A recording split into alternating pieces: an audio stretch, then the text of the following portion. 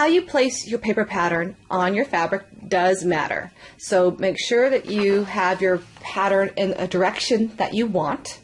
Okay, in this case it really doesn't matter as long as it's up and down and straight across.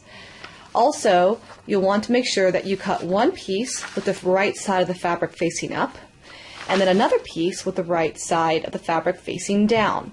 If you do them both the same, then when you go to put these together, you'll have one right side and one wrong side facing out. So you want one of each.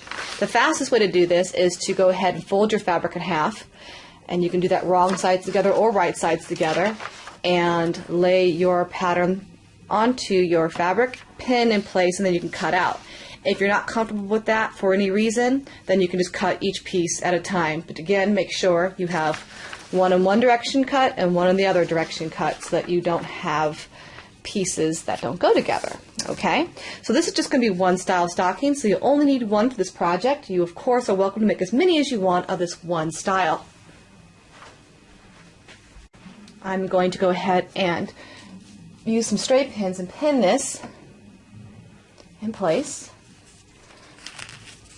just like you would a normal paper pattern. Okay, and I'm going to use the edge of my paper to make sure that my pattern is with the grain of the fabric.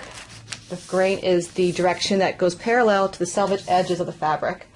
Again, you could do yours on the bias, you could do yours cross grain. Doesn't really matter as long as it looks good to you. Okay, let me do one more here in the toe.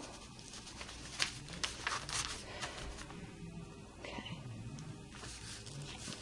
Now one more thing about the pattern here before you go and cut. This is the full length of the stocking, but we're actually going to sew a 5-inch banner in this design. If you don't want to, you can go ahead and just cut out your main fabric all the way up to this line. If you're going to do the 5-inch banner of contrasting fabric, then you may not want to waste the fabric and cut all the way up. Instead, you can lay down this piece, which is part of your pieces that you printed, line it up, and it can just be an estimate. Honestly, it doesn't have to be perfect. But there is a way you can line up the corners here very easily. So line that up along the top edge here, pin that down as well, and then cut along that dotted line. And that way you don't have to waste the extra fabric because we're going to sew stuff to it. Okay? These are going to be 1/4 inch seam allowances. If you're wondering what that dotted line is, that's exactly what it is. So this is what I'm going to do because I'm going to sew in that 5-inch banner. And I don't want to waste fabric. So I'm going to go ahead and pin this on as well, okay? And I'm going to cut along that line here. Now, let me just say that you may want to print out a couple of these pages out of your pattern. So, because once you cut along this dotted line, you lose the straight line. Or you can cut out your fabric first on this one. But again, this is just what I'm doing. And as I'm doing this video, I might change it so that you have a lot to refer to on here. So I'm sorry if this video confuses you a little bit because I do make changes after I shoot videos sometimes because once I start talking about things I realize we need to change it. So for right now, this is what I'm doing. It may be different by the time you get to this lesson.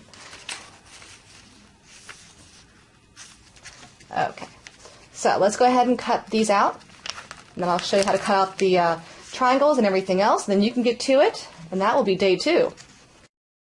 I'm going to go ahead and just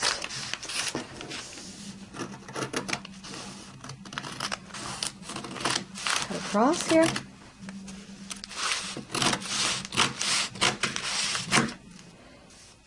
I'm going to remove these.